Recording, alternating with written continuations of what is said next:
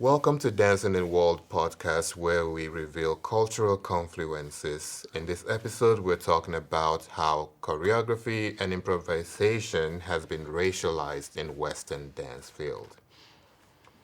I think this is a really important conversation to have because I think there's an idea around improvisation related to play, like we talked about in a previous episode, as being less valuable in the dance field.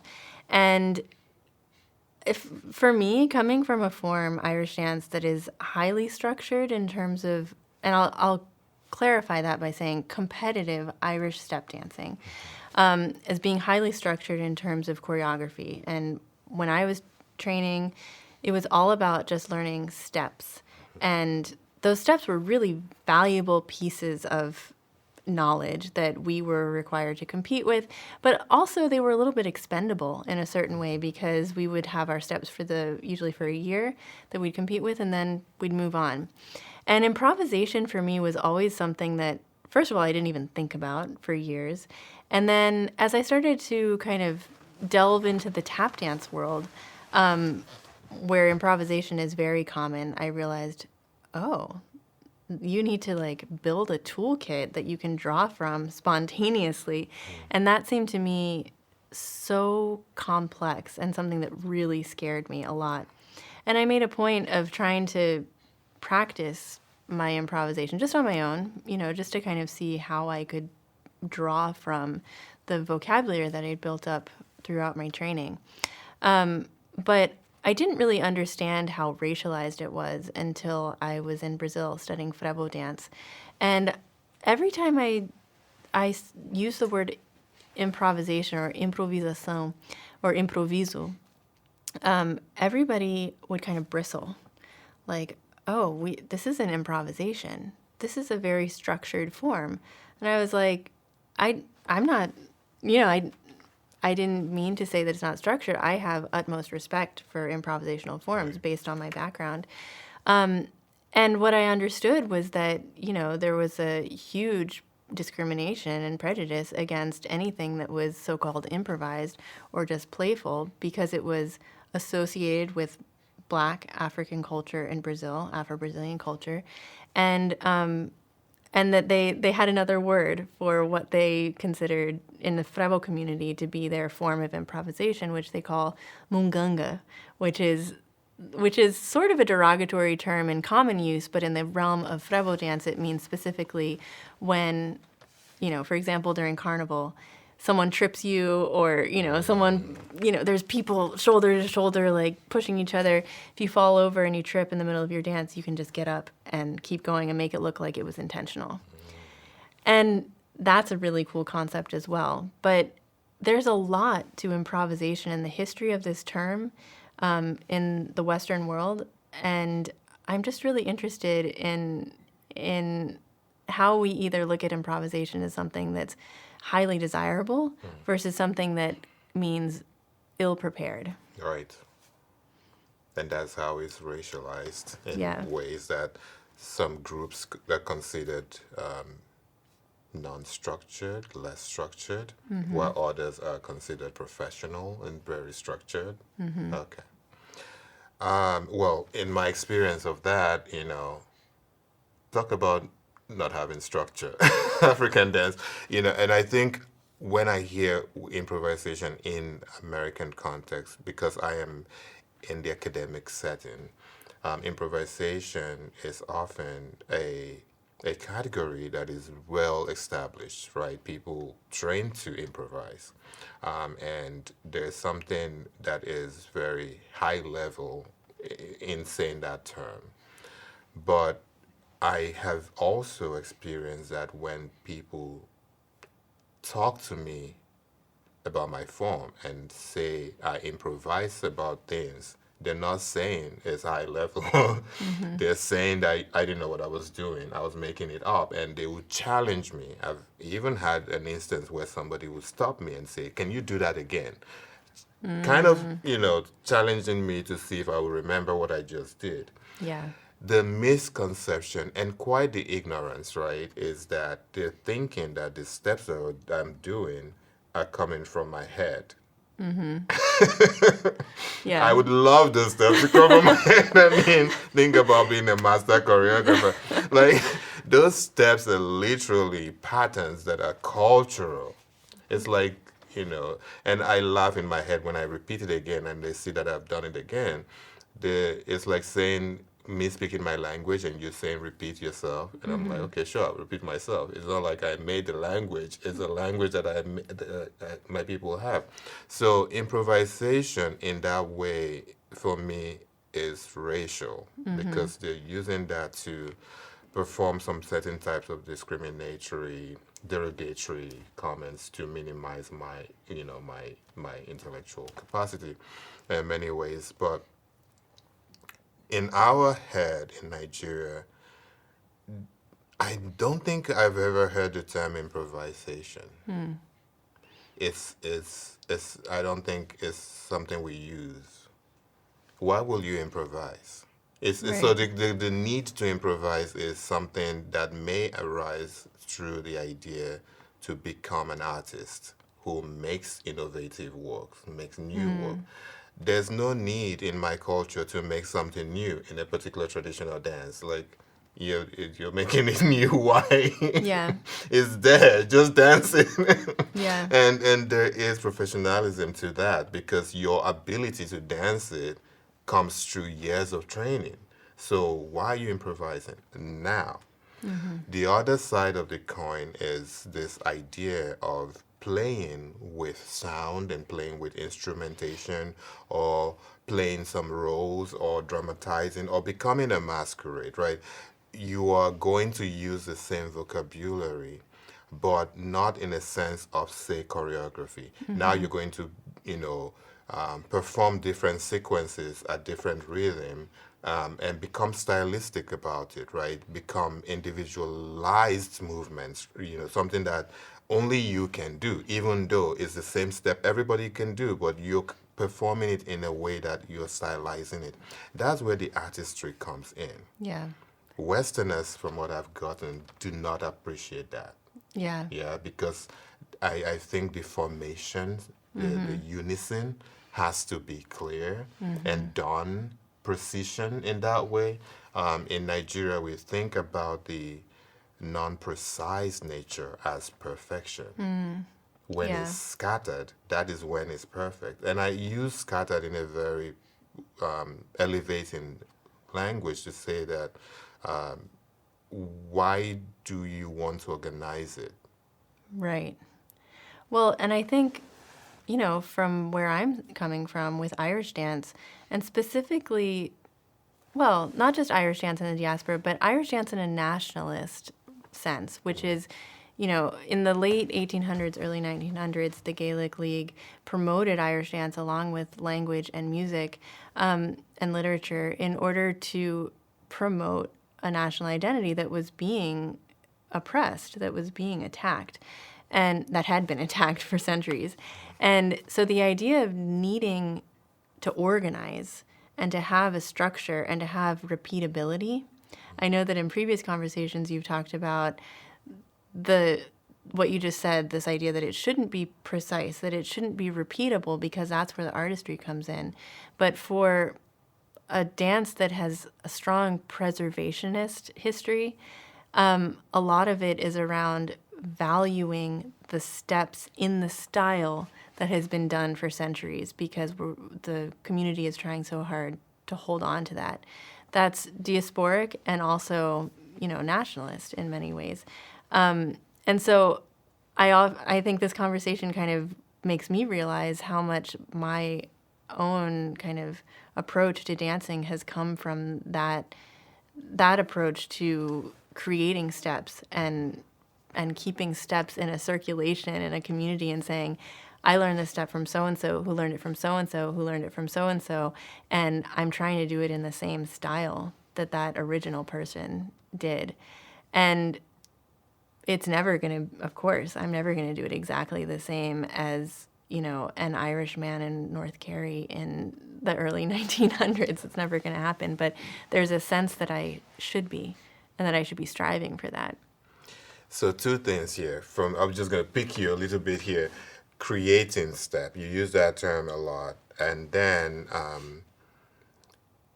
this sort of, I hear your glorification of the old, which Yeah. which we wrote somewhere in the book, talking Yeah. about how we always think about the past as good and perfect, which may not be the case. But anyways, why do you use the term creating, and then also thinking about lineage? Why do you? Yeah, I'm just thinking, why do you often say? Well, the way you say it is, the steps have been created, but now you're using creation. That means is it a new knowledge you're creating, or your ability to continue that is a form of creation in itself? Yeah. Yeah, I think that the idea of creation is interesting when we talk about choreography and improvisation, because it can be used to describe either one of those processes.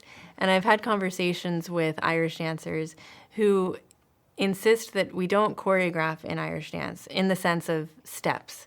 You might choreograph a show Yeah. with different, Yeah, placements and movements, configurations yeah. on stage and pathways and stuff. Yeah. But the step itself would not be choreographed, it would be created. Oh. And it may be created through improvisation. It may be created through influence or inspiration from somebody else. Could be created because you have one movement that you really want to show off, and everything else is just kind of like filler or foundation for that step. And I think that what's difficult for me is kind of recognizing, how much improvisation really should be a part of my practice. And it is more now a part of my practice than it was, especially learning other forms like Shanos dance that is improvisational. And it requires a relationship to a musician, which is a whole nother topic that we could talk about, that responsiveness to what's going on in your environment with a musician or with other people in the space.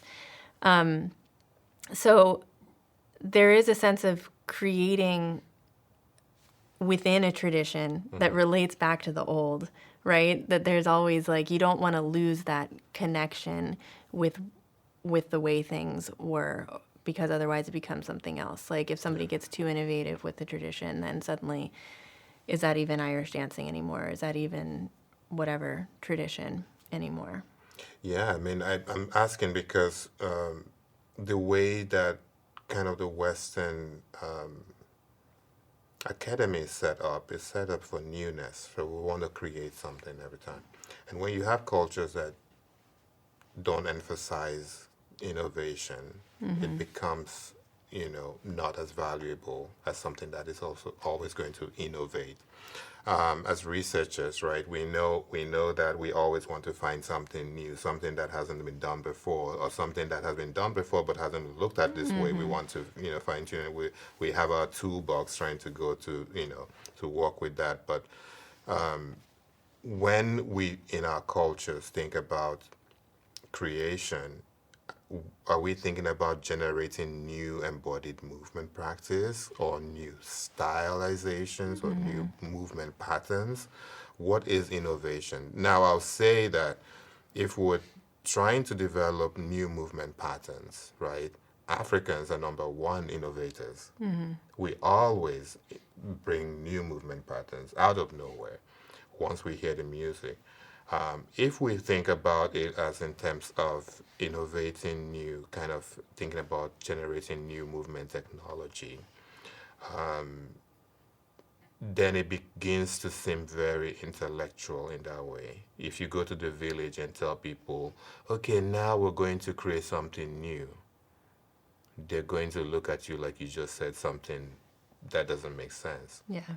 But if you go to the village and say, dance, they understand that. They just want to hear the rhythm and dance. So where do you leave? Where do you lose us? And I think that's the conversation here. And also just bringing us back to how this might have kind of intrinsically been racialized. Yeah. How we get racialized in these spaces is that we bring all these facets with us. We bring the idea that we want to continue our cultural practice. We want to, our lineage, we want to respect that. We want that to be there. We bring the perspective of saying that we want to participate in this global art. We want to be seen as people who produce knowledge. And our knowledge actually is valuable as Yeah. other people. But when language, like choreography, is placed on us, when language is like improvisation is brought into the picture, it begins to seem like there are categories that we have to fall into Yeah. and be there. I've noticed kind of a contradiction in dance academia, specifically in the postmodern dance space, where improvisation is highly valued, like you said before. And there's this idea that there should be nothing connected to a tradition. So I've talked to friends who are traditional dancers, Irish dancers, Appalachian dancers, who say that they were told in their postmodern dance programs that they should never do a step that has a name because they should always be creating something brand new. So it's like Yes. they're creating a brand new movement. And in the traditional space, it's like, well, our steps don't have meaning if they don't trace back to a person or a community. Like the people are so central to this. So to be able to say like, oh, this is the Molyneux step, or this is the Molyneux style, that's what we value. And so to say, I'm going to throw away all of that history, all of that tradition, all of those people that got this to where it is really problematic. And so there's a lot that I like about a postmodern approach to choreography. And specifically, kind of like the exploration of the body and the somatic experience and all of that. But I think that something that I can't quite wrap my head around is this idea that tasks, postmodern pedestrian tasks that are performed on stage, like things that are repeated, that are just pedestrian, like walking or doing something simple that the everyday person could maybe do, and they're repeated over and over again as a way to develop some kind of meaning, are seen as highly intellectual. Yeah. But when we repeat our steps, our traditional steps, and in Irish dancing, that's what it is. They're units of knowledge. It's seen as like, well, you're just doing something that people have been doing for generations. Why don't you create something new? And so there's in the book, we have a whole chapter about this, about just steps, this idea that, oh, it's just steps. That doesn't mean anything. But others that are doing just steps in the postmodern space are seen as highly intellectual because they're, I don't know why, actually, Right, and I would just add quickly here to say that, first of all, the idea that something can be neutral and something can be more innovative is a racial bias, right? If you say human movement is neutral, human movement is not neutral. We perform our cultural sensibility in everything we do. Yeah. Compare a traditional Nigerian chief who wakes up in the morning in a village paying libation to ancestors, to the ground, sitting down doing that, and compare that to a CEO, right, in New York, grabbing coffee in the morning, sitting down and drinking coffee. Those are two human actions done same time in the day, but they're not doing it the same.